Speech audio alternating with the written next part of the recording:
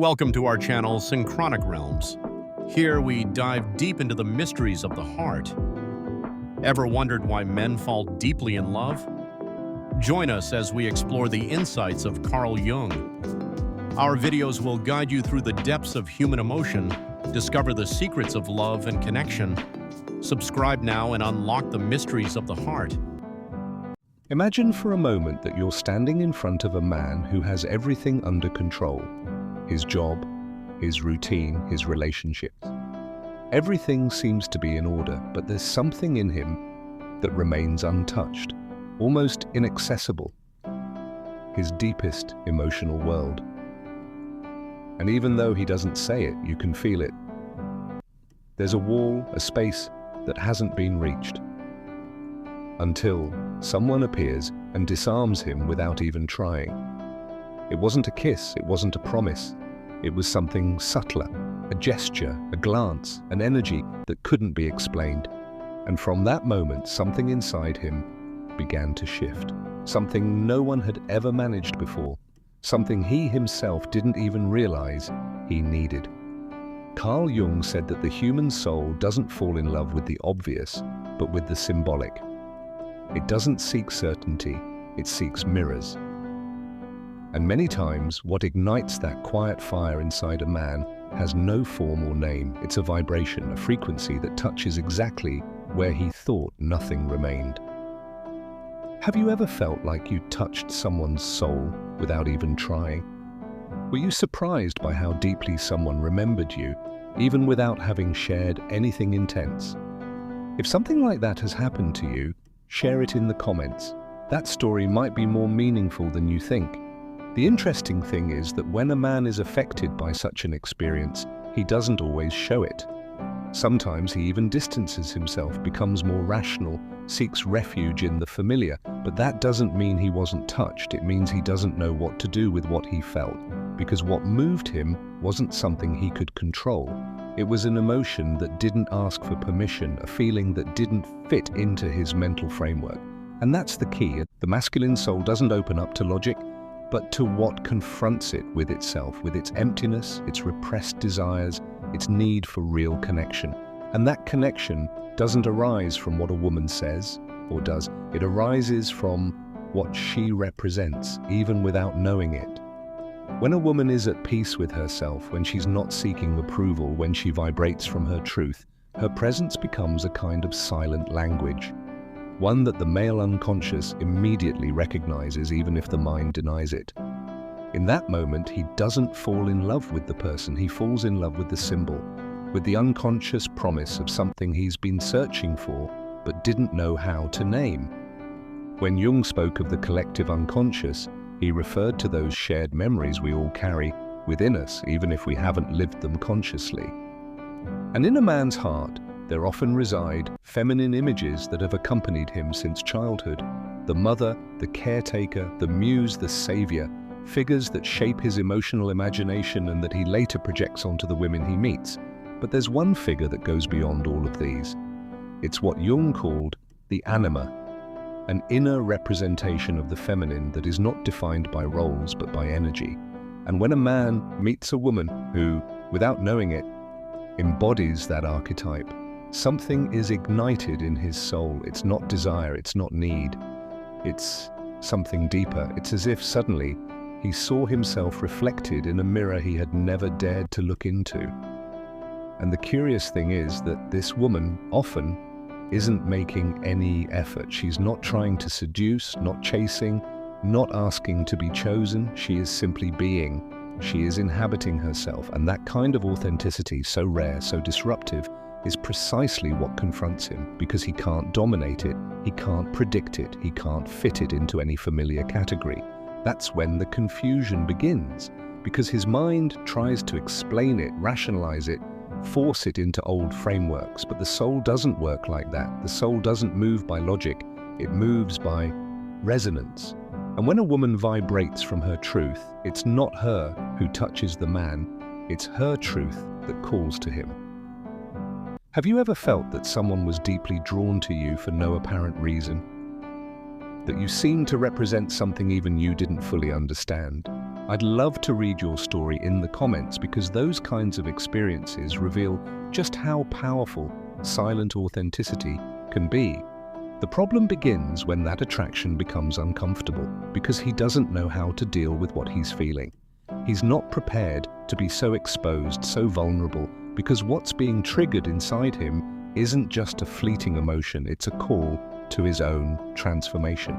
And this is where many relationships break before they even begin, because the woman doesn't understand why he pulls away just when everything seemed to be going well. And he doesn't understand either why he can't stay, why something inside him pushes him to run.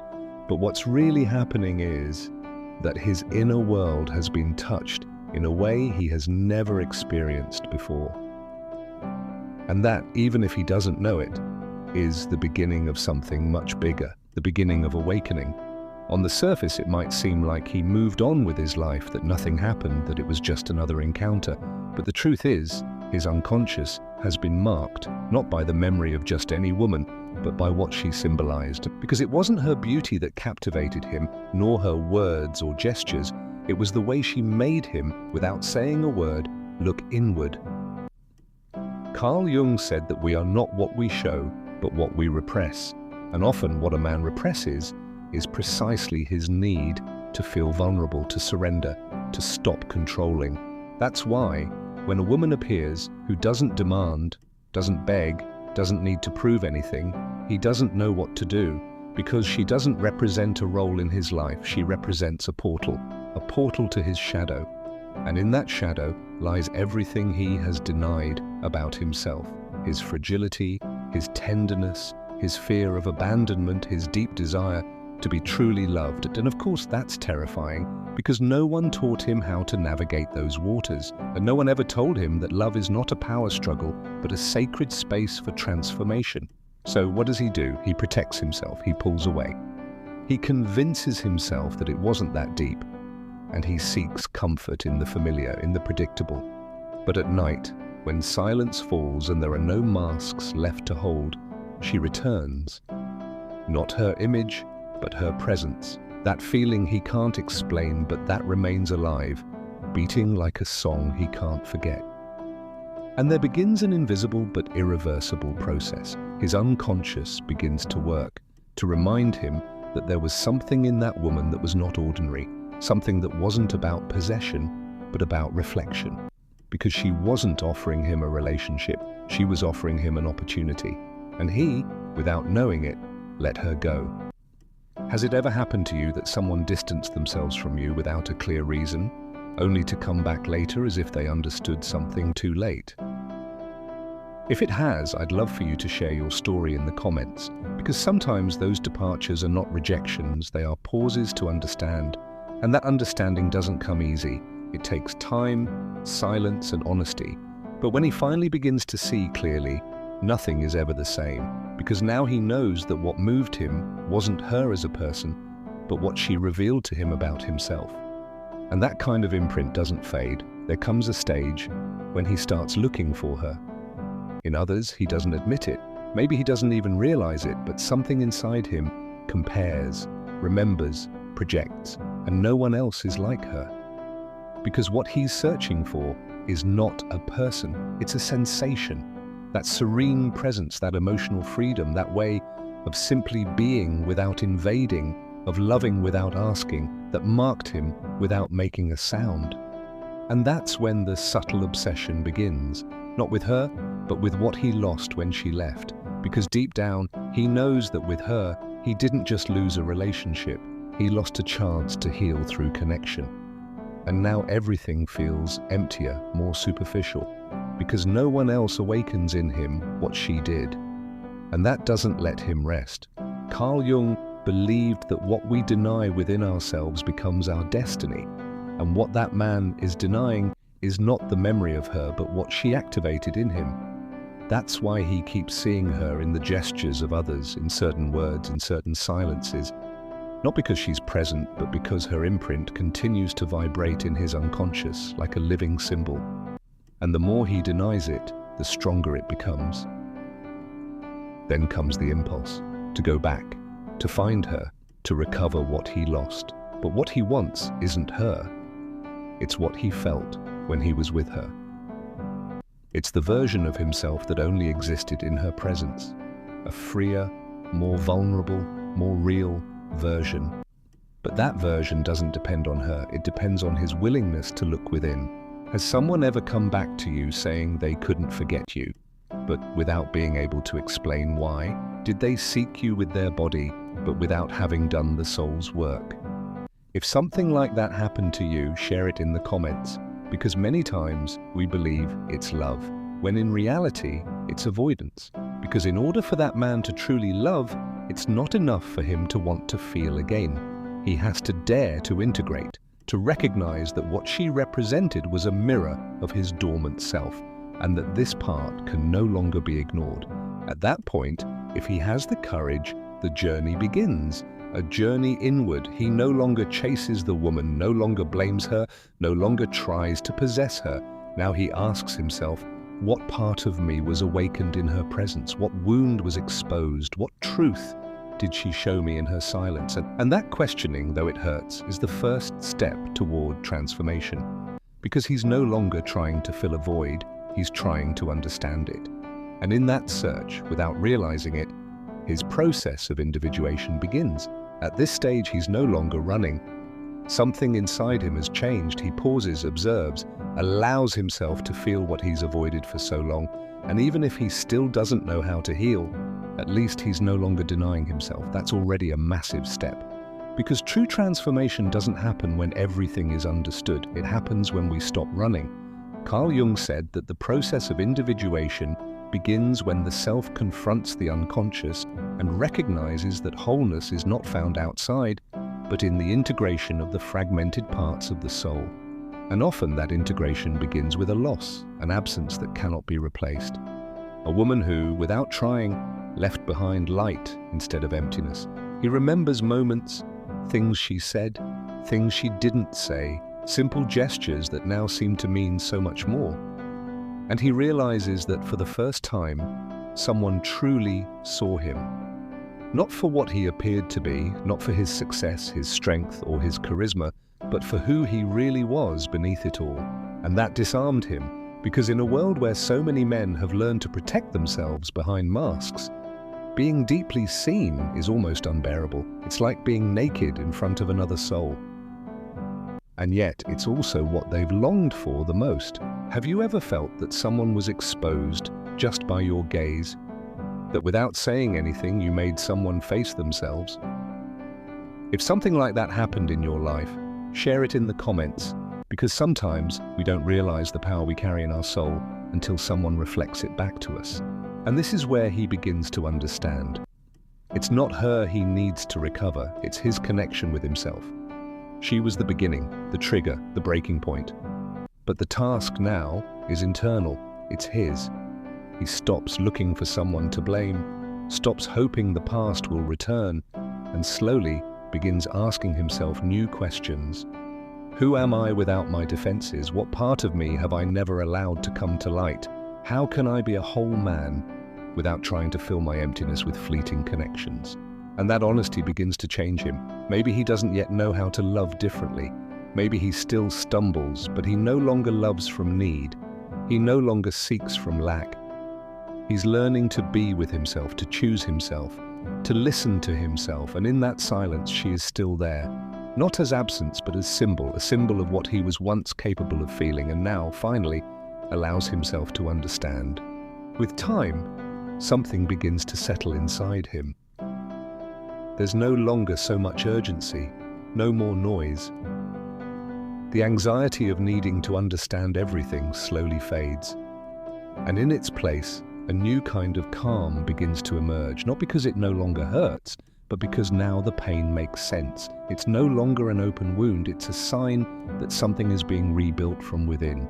And in that reconstruction, he no longer tries to replace.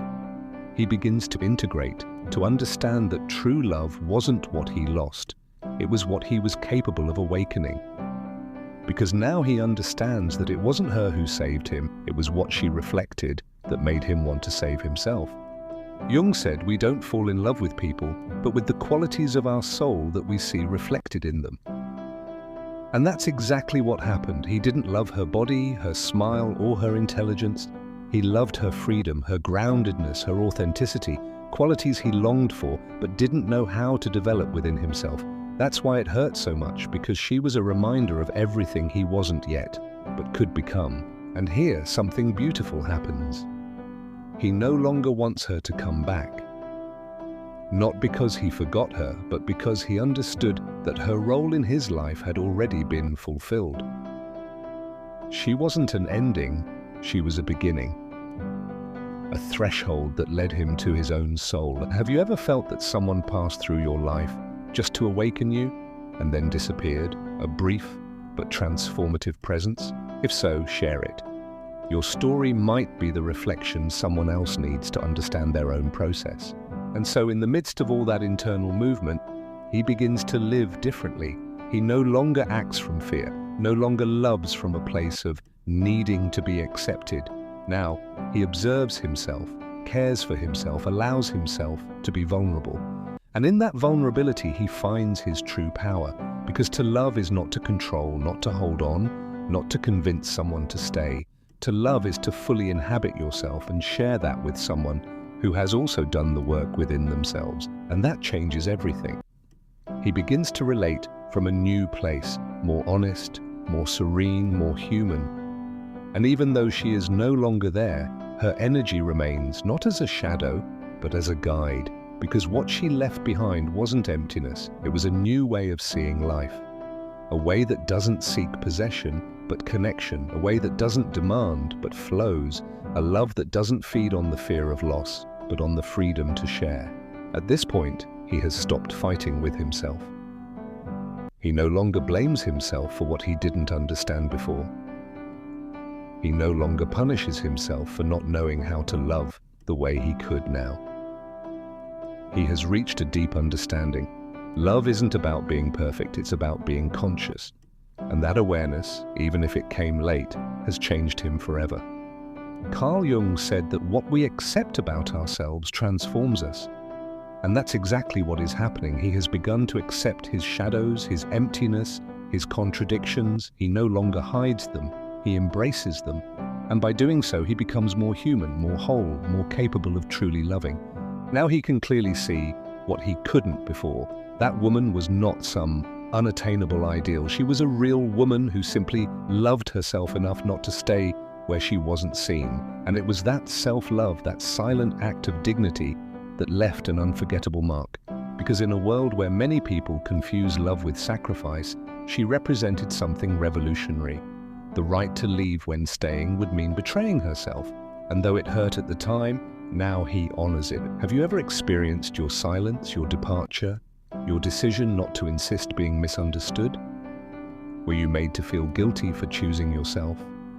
If you've ever gone through that, share your story. It might give strength to someone who is now facing a similar decision. He now sees that his transformation wouldn't have been possible if she had insisted, if she had stayed, if she had begged for love.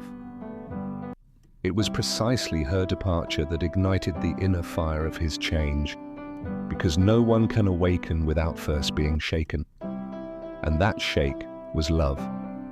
A silent, steady, authentic love. A love that didn't need dramatic words or intense scenes, just a door quietly closing. A gentle, no more, that didn't come from pride but from self-respect. That gesture transformed him more than any promise ever could, because in that act he finally saw what he had never understood before, that the deepest kind of love isn't demanded, it's honored. And so his way of loving changed. He no longer tries to impress, no longer needs control. Now he wants to share his truth, even if it's imperfect. And in that imperfection, he has become more real. And even if he never says it, even if she never finds out, there lives within him a deep gratitude. Because she wasn't the wound, she was the key. The one that opened the door to a new version of himself. Today, when he remembers her, it no longer hurts the same. There are no more unanswered questions, no more anxiety about closure. There's something else, something calmer, something cleaner. It's as if he can finally look at that bond, not from a place of lack, but from a place of gratitude. Because she wasn't a mistake, she was a message, a spark, a teacher who didn't need to use words because her very presence was already a revelation. Carl Jung said that the great encounters in life don't happen by chance, but because the soul needs them in order to evolve. And that encounter with her, though brief, though strange, though perhaps incomplete, was perfect, because it marked a before and after in his inner story. He no longer searches for that woman in others, no longer projects her onto new faces.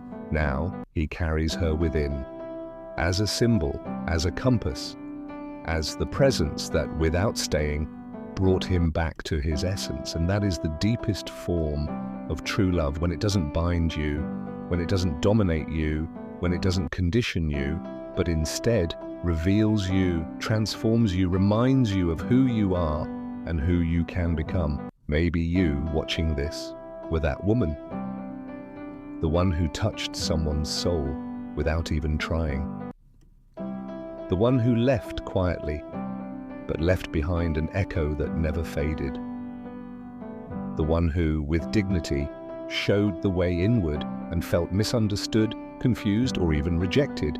But maybe today you'll understand you weren't forgotten, you were integrated, and that is powerful.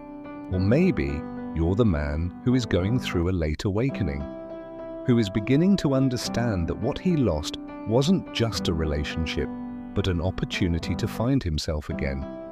And if that's the case, let this message be your lighthouse, because it doesn't matter how late awareness arrives, it always comes at the right time when the soul is ready. And now I ask you, with my heart in hand, have you ever felt that your energy transformed someone even without realizing it? Were you that presence that shook him, even if he couldn't explain it? Or were you that man who began to awaken after the loss? Share it below. Your story might be exactly what someone else needs to read today. If this content touched something inside you, if you felt like this message spoke directly to your soul, I invite you to leave a comment, subscribe to the channel, and turn on notifications to continue this journey of self-discovery with us. Here, every story has a space. Every reflection can be a seed for another heart. And if you felt that this content brought you something meaningful, you can support this channel by becoming a member or by clicking the Super Thanks button. That helps us continue creating more deep, human, and transformative content. Thank you for being here, for allowing us to enter your inner world. We'll see you in the next video, and until then, keep returning to yourself.